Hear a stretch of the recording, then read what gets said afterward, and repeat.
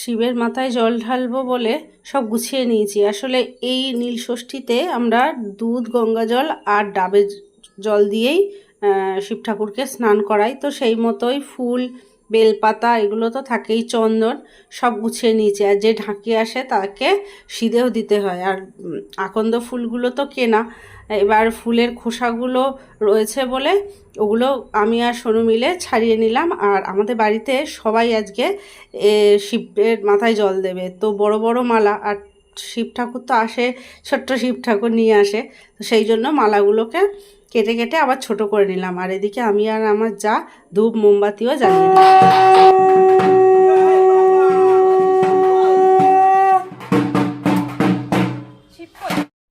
এই যে মহাদেব চলে এসেছে, এবার আমরা মহাদেবের মাথায় জল ঢেলে ফুল বেলপাতা দিয়ে যে যার মতো পুজো করব। আর আজকে সবাই জল ঢেলেছে।